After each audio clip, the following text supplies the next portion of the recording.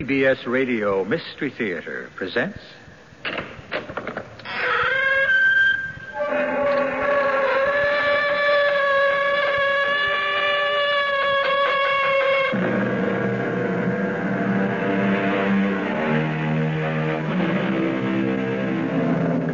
Come in. Welcome. I'm E.G. Marshall. All the world loves a love story. Adventure is absorbing, mystery is marvelous, and suspense is superb. But of all the categories, give me first the tale of the old house, the creaking stairs, the wind that moans about the eaves like a human voice, and the jagged flashes of lightning that tantalizingly reveal only the suggestion of the shapeless white figure gliding through the driving rain. The ghost story. Such a one as I bring you now. I want my baby. It's her. The woman in the mirror. Help, please, help. We shouldn't have locked her away, Christopher. She's trying to tell us something. Help,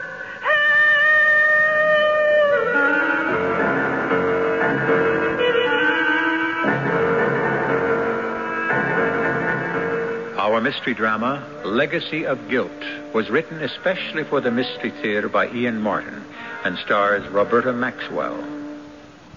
I'll be back shortly with Act One.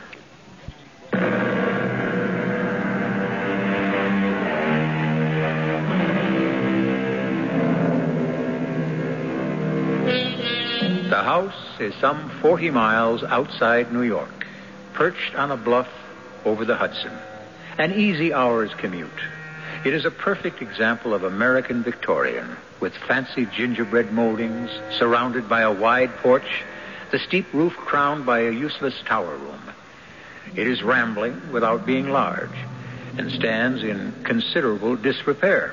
A situation that Tom and Angie Barr, two young New York actors who have just become parents as well as new householders, intend to repair. Tom, what are you doing? Oh, I overcut one of the shelves a smidge, so I'm backing it off with a wood rasp. I don't mean that. It's after dinner, and this is supposed to be your day of rest. Angie, Sunday's the only night off I get from the play. Exactly. So you ought to spend it with me, to say nothing of your son. Honey, I spent all day with you and the baby. That was a hardship. Oh, come on. You know it wasn't. Hey, what's the matter with you? Something wrong with his nibs? No, he's fine. Sleeping like a... baby? What else? Oh, darling. Angie. Tom, darling, I don't care what you do with your spare time. You just have so little of it. But I do want you to relax. Look at who's talking.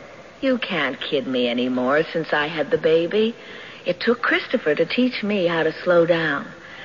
This time off from the soap opera has been invaluable to me. This building and remodeling is good for me. It's sort of therapy. It looks like hard, tiring work to me. But it isn't. It's a joy. It's a real challenge. Like these shelves I'm building into these two alcoves. They're going to be wonderful. We've got crates of books, and the shelves balance the ones around the fireplace on the opposite wall. Now, that's just the point. Why does the wall stick out in the middle here a couple of feet? I thought we knew all about that. It's because the big kitchen fireplace backs up on this, and the stick-out part here is the chimney and the flue. That's what I thought at first, but look, what if it was a double flue, and behind this is a second living room fireplace? So, what if it is? Angie, can't you see? If the living room here had opposing fireplaces, how it'd make the room stunning instead of just plain marvelous. I see what you mean. But wouldn't it be a terrible amount of work? I'm not suggesting we start tonight. Good, because I want you to come up to the attic with me. I've been finding all sorts of interesting stuff up there. Like what?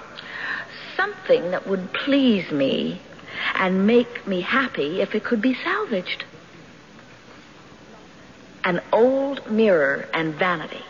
I thought they might be just right in the bedroom. If there's anything connected with the bedroom I haven't provided so far, by all means. You idiot. Come on, darling. Let's have a look at your vanity in the attic.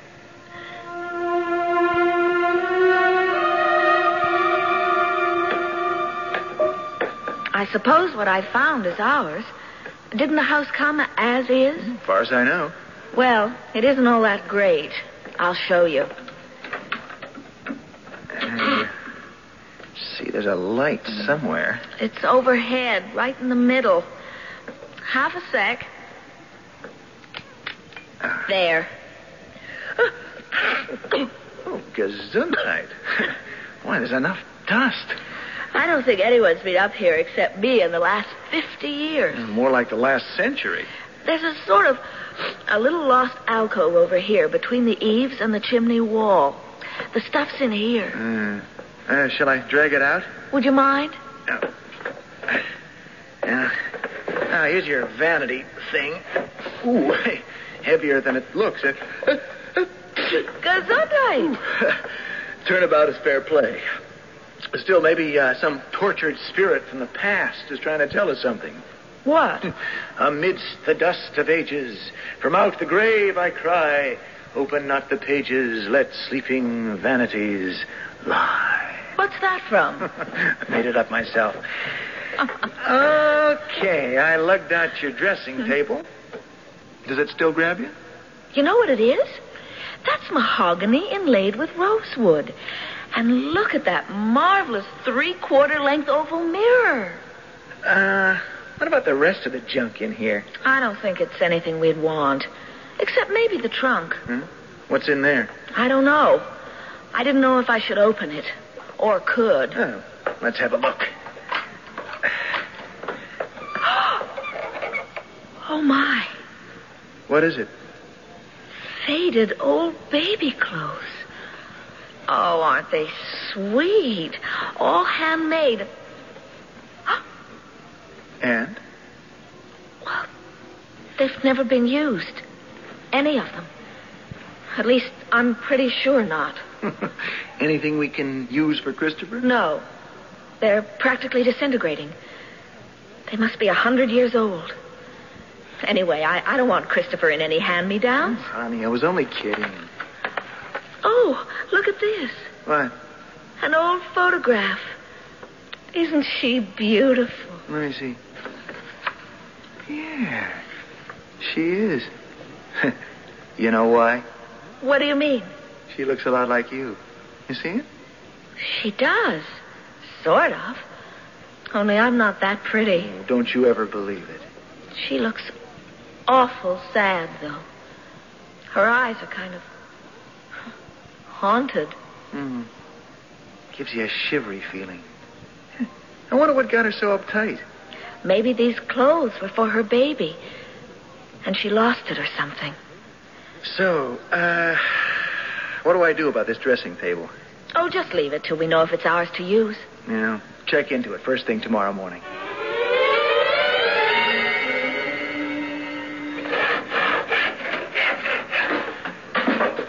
What a racket. It's a wonder I ever got the little king off for his nap. I'm sorry, Angie. I just wanted to get this last shelf up before I get back to my other profession. I came down to remind you it's time to get showered, shaved, fed, and off for the theater. Okay. Just one last thing before I go. What? Stand back. I can't resist this. Are you crazy? What are you doing? Just proving I'm right. Ah, there. You see, there is a fireplace behind here. Okay, you convinced me. But did you have to make all this mess? I just had to convince myself. Leaving me to clean up. And I'll do it. You haven't time. Oh, darling, I'm sorry. Don't be. I'd work my fingers to the bone for this house. I love it. Are you sure? You know, it's going to be a tough commute once you're back on the TV series again. You working days, me nights at the theater. We'll be lucky to meet each other coming and going. It won't always be like that. And it's worth it. This is all I ever wanted. Oh, by the way, who was on the phone? Huh? That was Marge from Copley Realty. She got in touch with Mr. Keever. Who? McChesney Keever, the old boy who owned this house before we bought it. Says he doesn't know anything about the things we found in the attic, and we're welcome to him. That's wonderful. Now, you want to lug your famous vanity down to the bedroom before I go clean up? Doesn't it look magnificent? There's no question. It's a handsome piece of furniture. In its way. I know it's old-fashioned and Victorian, Tom. But that's its charm. It fits the room. It just sits there by the wall as though it belonged there. If you like it, I like it. And I really do, anyway. It's an unexpected bonanza. Hey, I can't hang around here admiring it. I'm going to miss half hour tonight. Go on and have your shower. What are you going to do? Oh, just take a sponge and clean up the mirror a bit. Well, why don't you do it tomorrow instead? You look tired. Oh, I have it away. Don't know what it is. Although your son and heir did keep me up quite a bit last night. Maybe he's having a tooth? Oh, 4.5 weeks? Idiot. Go shave. Okay. Okay, old mirror. Let's see what a little elbow grease and soap can do. Come on. You've got to do better than that. It's like looking at someone underwater. Come clean. That's better. That...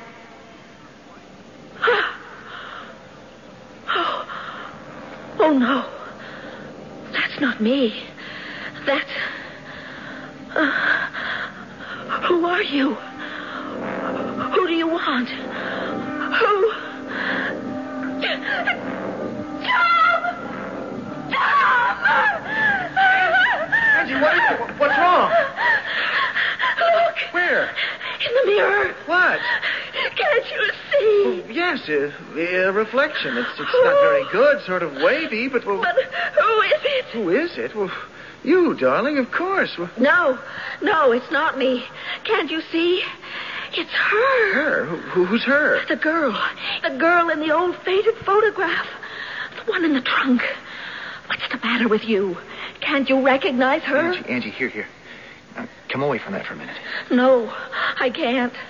Don't you see? She's trying to say something to me. Lie down for a while. Here, let me hold you. Don't make me leave here. She's counting on me. Just rest for a moment. You've got nothing to worry about. All right. If you'll just do one thing. What? Look in the mirror again. What? Well, sure. If it'll make you feel better. What do you see? Well, nothing but my own reflection, half shaved, with soap sticking to my face. I don't believe you. Let me look. All right. What do you see? Angie, what do you see? Nothing. But my own reflection. But a moment ago, Oh, Tom, what's the matter with me? Am I going out of my mind?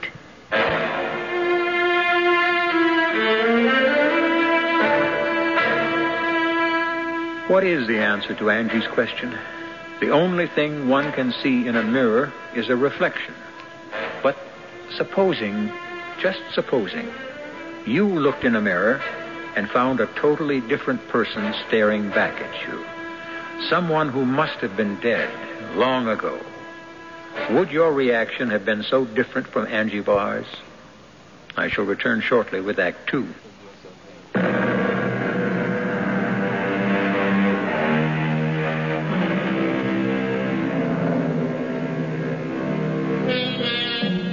In the quiet bedroom, Tom sits holding Angie's hand.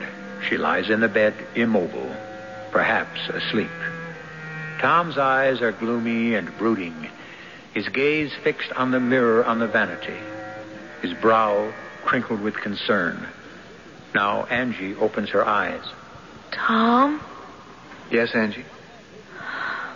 forgive me. I don't know what got into me. Neither do I. That's what worries me. It is crazy, isn't it? I guess it was the trunk full of the baby clothes, stored away and never used.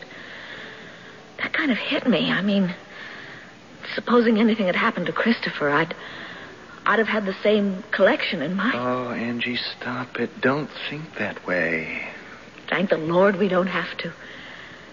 But I do understand the way that poor girl must have felt. Honey, we don't even know if it was her baby. Or even if she had one in the first place. Hey, look at the time. I've got to get you some dinner and get you on the train for New York. No, I'm not going to the theater tonight. What do you mean you're not going? You've got to. It's in your contract. The standby can go on. I'm calling in sick. I can't leave you alone up here, Angie. Not after what happened. I'll be all right. Honest, Tom. Look, I'll prove it. I'm looking in the mirror, and what do I see? Me.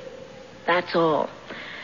And I look like something the cat dragged in. One good reason I'm not leaving you. You can't be alone. I'm not alone. I've got Christopher. Well, suppose you had another wingding. Who'll take care of him? All right. I'll get someone over here to be with me. Marge or someone. But I can't let you miss a performance because of me. Please, Tom. I'd never forgive myself. Okay.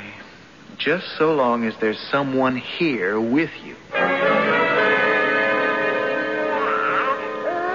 Oh, isn't he a killer? Hey there, Tiger. Say hello to your Auntie Marge. Ooh, mercy, what does this kid weigh? 8 pounds, 12 3/4 ounces. Oh, you better call the Giants. They could draft him for defensive tackle. He's not going to be a football player. Come on, Marge. Give him to me. It's his bedtime. Yeah. Oh, this man is raring to go. He's not going to sleep. He will once we leave. I want to take a gander at this famous mirror in the vanity. I think maybe I don't want to be around it anymore tonight. Oh, okay, skip it. But, as the realtor who sold you this house, I feel responsible. Well, just because I had a sudden attack of the crazies? I don't know what got into me. Oh, neither do I. Oh, that is a beauty. Any idea of what this thing's worth? I didn't think about that. I just had an urge to bring it down here into the bedroom. Of course, the mirror's pretty well shot, but you can have that replaced. I don't wonder you saw visions in it. It's like looking down a well. It's not that bad. Just a couple of spots where the backing is worn off. Oh, and the ripple effect. Phew. I know I'm no beauty, but you get a load of that rattled old bag that's staring back at me. Let's see what it does for you. Go on, go ahead. Sit down. I'm, not so anxious to look in it. You might as well. Get used to the fact that it makes everybody look like someone else, more or less. Oh, that isn't a pretty one. my face I'm looking at. Just as good as you What's she trying to say to me? And that it wouldn't. Why does she reach out her arm? Angie? Angie, what happened to you? Where'd you go? Nothing. I'm right here. You saw her again. Saw who? The woman in the mirror. Yes, Marge. I saw her. Now listen to me. You just thought you saw her. You couldn't have. I was right here looking into the mirror, and I didn't see anything but you. Just the same. She was there. But she couldn't be. I didn't see her. You say Tom didn't? But I saw her. If she is a real person... I never said she was real. You mean she's a ghost? Oh, come off it, Angie. There's no such thing. If there isn't, it means I'm hallucinating. Either there's a ghost that lives in that mirror and is trying to tell me something, or I'm just plain crazy. Oh, of course you aren't. But maybe, well, having the kid, moving, worried about your career, you just got nervous. I wish there was some way I could help, but you got to see your doctor for this, Angie. I have an appointment with him tomorrow. Good. I wish there was something I could do. You can help me, Marge. How? You sold us this house. Well, if I'd had any idea I'm not blaming you. I just want to... Do you think you could arrange for me to meet the old gentleman who owned it? Oh, honey, I never even met him myself. It was all done through lawyers. Can I meet the lawyer so I can get around to seeing him? Well, what do you want to see him for? I want to ask him about this vanity and the mirror and a trunk with some baby clothes and who it is in the picture I have.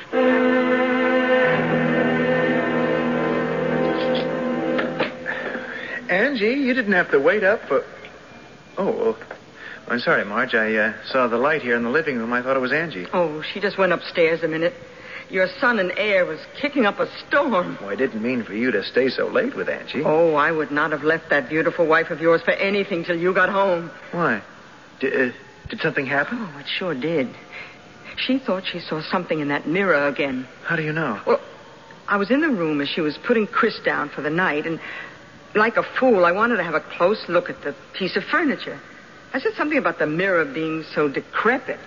Anyone would look a fright in it. But you know me, that wasn't enough hangnail psychology. I conned her into sitting down and looking at herself in it, just to show it was a plain, ordinary mirror. And before you knew it, she was off on some kind of a trip. You said she saw something in it? Yeah, the same woman. Tom, you got to make sure that girl of yours gets to the doctor. She has an appointment with him in the morning. I was going to babysit while she went. No, look, I'll be glad to babysit for you, Tom. You just make sure she tells the doctor about this fantasy of hers or whatever it is.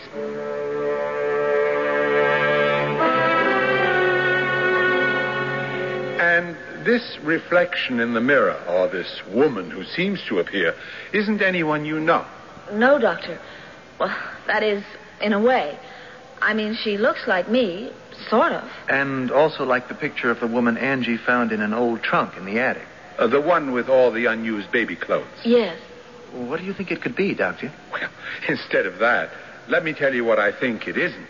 What's that? You're a relatively new patient for me, Mrs. Barr, but all the records I've received on you from Dr. Frazier, they indicate that you're a healthy, well-balanced young woman. But you are an actress, and you have just had a baby. I don't see what that's got to do with it. I think I do. This mysterious visitor has appeared twice. Once right after you'd found the old trunk full of baby clothes and the picture of a woman who, I must say, does look remarkably like you. Very beautiful woman, I might add. Has to be, if she looks like Angie. I agree. Now, Mrs. Barr, you say yourself that you immediately leaped to the conclusion that the woman in the picture was a mother who'd lost her baby. Doesn't it seem logical? It could also be logical that this was a woman who couldn't have the baby she wanted, or who had lost her husband before she could, or who lost her life before she could give birth, or... Well, there are many possibilities. The only important thing is that, as an actress, you were sensitive enough to fantasize immediately. You dreamed you saw her. You said you were tired and sleepy at the time. I wasn't tired when I saw her the second time. But you just put your baby to sleep. And unconsciously, this woman was again strongly in the back of your mind. Well, I'm not going to speculate anymore. All I can tell you is that, in my opinion, you're in the pink of good health. And I'd make one simple recommendation. What's that, Doctor? Get rid of the old vanity, Mr. Barr. And with that, I'm sure you'll get rid of your wife's hallucinations also.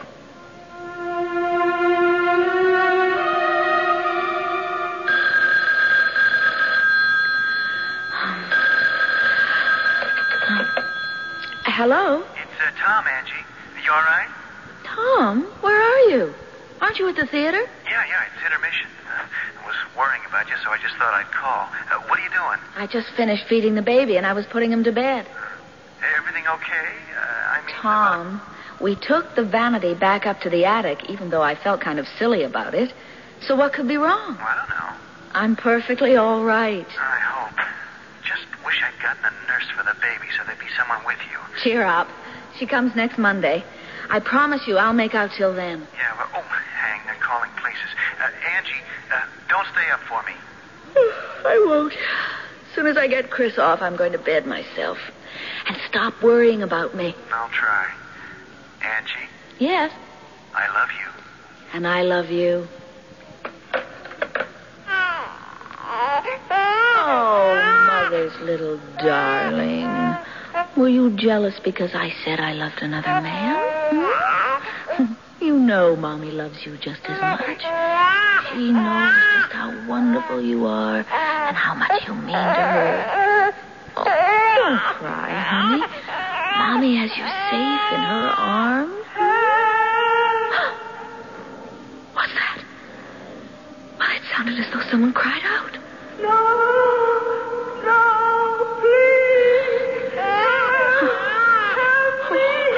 Hush, darling.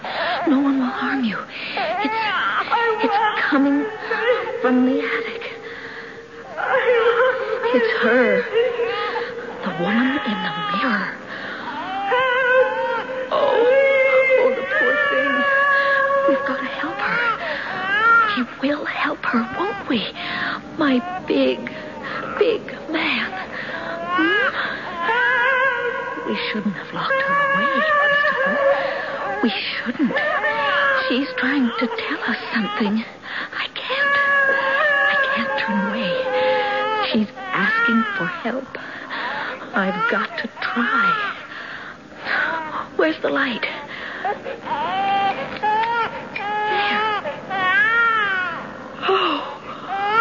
Oh, you can see her in the mirror. Her back is turned. She's searching for... Wait. She turned around. Oh, no! You can't have him! You can't have my baby!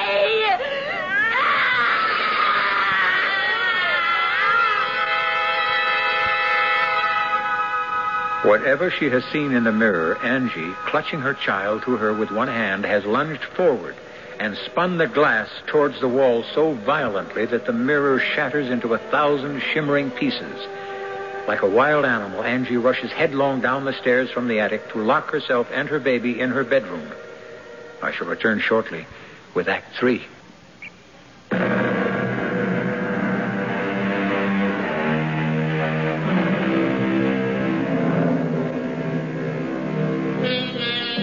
All the way home in the train, Tom Barr has had this twisting of unease below his stomach.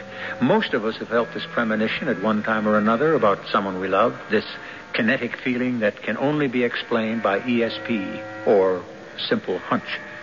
From the train, he has hurried to his car, driven to the house recklessly, calmed at the last moment by its quiet exterior as he turns into the drive, with only one light shining from the bedroom. Reassured, he parks the car and walks upstairs to the bedroom door. Oh, Tom, I'm so glad to see you home, darling. Oh, it's all right, Angie. Hey, you're trembling all over. What is it? Oh, it's my fault. What? What is? It happened just after you called me. I just hung up when... Okay, darling. Oh, Tom, I'm so sorry. I didn't want this to happen. What to happen? After I hung up, I went to talk to Christopher a moment. And suddenly I heard someone, kind of far off, calling for help. I picked up the baby and went to the attic door to listen, because it didn't seem like it was coming from outside. When I opened the attic door, it was louder. Are you crazy? You thought someone was inside the house and you... Who did you think it was? I didn't have to think. I knew. It was her. Oh, no. I wasn't afraid then. I was only sorry for her. I mean, her voice was so sad and desperate. So I went up to the attic. For heaven's sake, why? I don't know, darling. I can't explain it. I could hear the voice, and it was echoey and strange. And sometimes I felt as if it was even coming from inside me. But I had to go. I had to respond to her call for help. You must have been out of your mind carrying the baby. I couldn't leave him alone. And I never thought, I never dreamed what could happen. Even after I saw her, You saw her? Where? in the mirror. When I turned on the attic light, it was like looking through a window into someone else's house. Only it wasn't. It was this house, our bedrooms, as though I was the one in the mirror and looking through from where the vanity was. Darling Angie, don't try to go through it She now. was coming through the door, just as you did now. And as if she had been searching the house, she was crying out for someone to help her find her child. I wanted to help, only suddenly Suddenly, what? she saw me with the baby in my arms. And she rushed towards me, getting bigger and bigger, till I knew she was going to burst right through the frame. And I thought, she's going to take my baby. And I took the mirror, and I turned it swivel to make the glass face the wall, and I guess there wasn't room, so it smashed, and the mirror flew everywhere. Hush, Angie, it's all right. I'm here now. What are we going to do? Well, we'll talk about that tomorrow. One thing for sure. We are going to get out of this house. I don't think I'll ever feel safe again, Tom. Unless whoever she is finds her lost baby.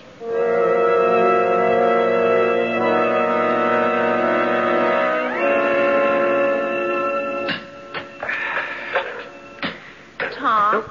Oh, Angie. What are you doing? Oh, indulging in some emotional therapy, I guess. Anyway, since we'll have to sell a house, I've got to fix up this wall I broke through to the fireplace. I don't want to move, Tom. This is our house. Why should we be chased out of it? Well, I should think you could answer that easier than me, Angie. I can't help what I saw last night. What I heard. I didn't say you could. I'm not going to be driven out of my house. I won't let it happen. This is a problem that's got to be solved right here. Oh, by the way, Marge called. What does she want? Oh, something about McChesney Keever. You know, the old boy who owned the house before we bought it. She said he was anxious to talk to us. Well, to you. Did you ask her to contact him? Yes, I did. Why? Because he's my only hope to establish that there really is a ghost in this house, and perhaps give us a clue how she can be exorcised.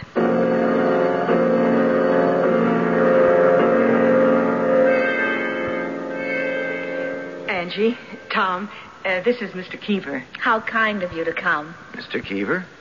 Under the circumstances, there was little else I could do. Look, why don't I leave you three together, huh? And go up and spend some time with Christopher? Would you, Marge? You're a lifesaver.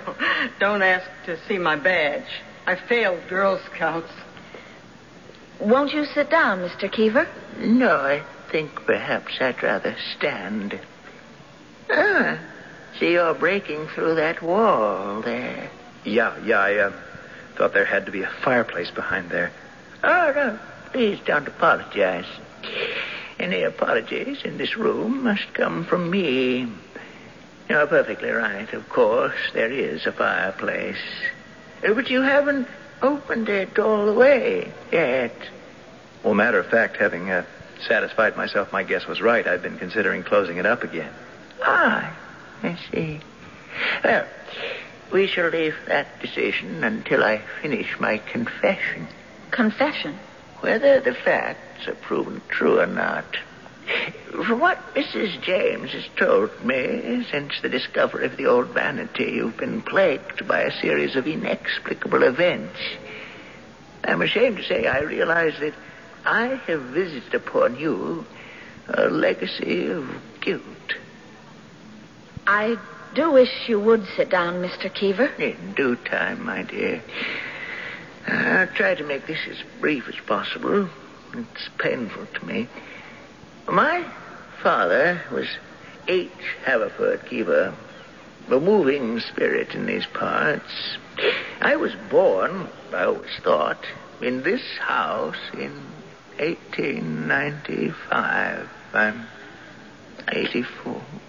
Can I get you something to drink, sir? Some tea, some water? No. Let me finish. My father was something of a philanderer. Dear me, that sounds impossibly old-fashioned. But all those years ago, it was neither simple nor funny. Fortunately, he was rich. So, having got a certain young woman in trouble, when it became no longer possible to conceal her problem, he arranged to have her, what shall I say, domiciled nearby in his summer house. This house. That was the lovely young woman in the picture I found? By no means. That picture was of the woman I grew up believing was my mother. But she wasn't? Bear with me. Alexandra, for that was my father's wife's name, was pregnant at the same time as my father's mistress. But when the moment came for both of them to deliver, the mistress delivered first, the wife second, with only one difference. The first baby was alive and healthy. The second lost not only its own life, but the mother's as well. I don't understand which was which. That was the legacy of guilt. You see, I grew up believing that my mother died in childbirth, and that the woman my father married, after a decent interval, was my foster mother. But she was actually your real mother? Yes. But how? What happened to the baby who was stillborn? I have only my father's word for that. I've never wanted to test if it really was the truth. It didn't seem to matter anymore. What do you mean, your father's word? After his death, when the estate was finally settled, I was handed a letter that my father had left for me. I destroyed it after I read it, but I remember very clearly how it began. My dear and only son, I have lived with a lie all my life. And even now, confession comes hard to me. I bear a terrible guilt that I was responsible for destroying your relationship with your mother. There is no way I can make amends. This is only a selfish attempt to clear my own soul. I don't understand. I grew up believing that I had been responsible for my mother's death. And I resented my father's wife for pretending to be my mother, not knowing that she really was. Do you understand now? You were substituted for the child that died. Correct. But what happened to the dead baby? It was too late for it to become a matter of record. It had to be disposed of. How? I must admit that after reading my father's letter, I put it out of my mind. You see, it didn't matter anymore. I wasn't even sure if I believed any of it. Of course, there was always an easy way to prove it. But somehow it didn't seem worth the effort. What was it, sir? Life is so frequently more bizarre and unreal than any story. You see, there's a problem in opposing fireplaces. If one flue draws better than the other, a room can quickly be filled by smoke. At the time I was born, my father was in the process of walling up one of the fireplaces in this room. There was a small and tiny corpse to be disposed of. Where better than a hearth that was about to cease to exist also? Oh, murder.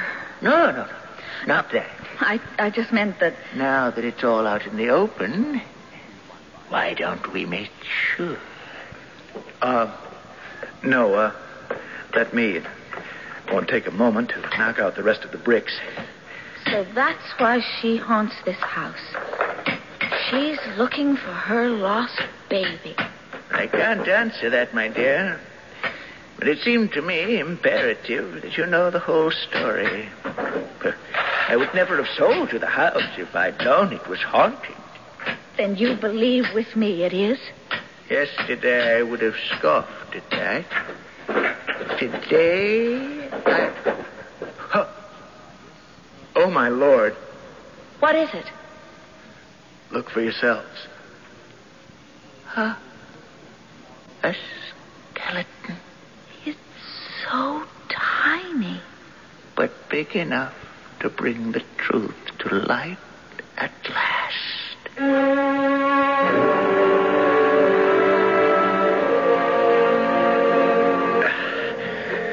Okay? I have it. Put it down. All right. Now, you drop your end first. That's it. There. Back where it belongs. Oh, I don't know how you talk me into these things. Why would you want the vanity back down here? I just said it. Because it's where it belongs. Without a mirror? We'll replace that. Oh, that poor old man. Huh? Mr. Keever. Oh, yeah. I'll never forget his face when he went to touch that little skeleton, and it just powdered to dust. It was almost as if his whole life ended in that moment. Hey, Angie, what are you doing? Looking in the one piece of the old mirror that's left. You know what it really shows? What? Me, happy, fulfilled, with my own baby to hold in my arms any time I reach for him. Just as that poor ghost I saw, or dreamed I saw, has hers to comfort her in eternity. We can forget the past. All we have to look forward to is what life is all about. The future.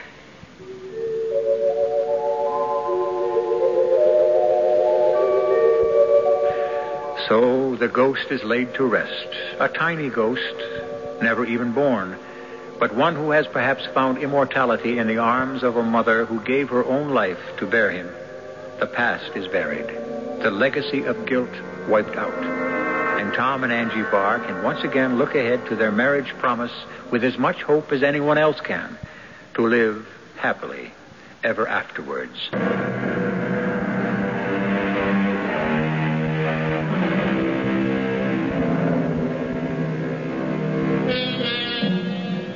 We didn't have any flashes of lightning or driving rain, but it was a ghost story all the same.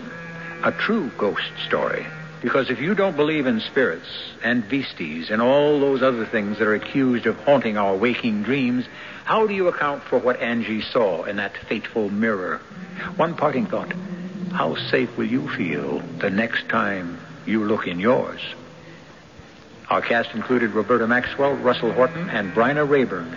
The entire production was under the direction of Hyman Brown. And now, a preview of our next tale. She thinks that you are her son, and if she thought otherwise, there is no telling how she would react. You will come home with me now, and we will all have dinner, and tonight, when Dorothy has gone to bed and is asleep, you and I will discuss a few matters. Such as? Such as what you have done with my real son, Robert. Is that a simple request, Professor Melville, or an order? Perhaps this will persuade you. Mr. Melville, put that revolver back in your pocket. You can't kill me. A bullet has no effect on this body whatsoever. You cannot threaten me with death. I do not die. I'll return with you to your house, and as you say, later tonight, we shall have a little talk. This is E.G. Marshall inviting you to return to our Mystery Theater for another adventure in the macabre. Until next time, pleasant dreams.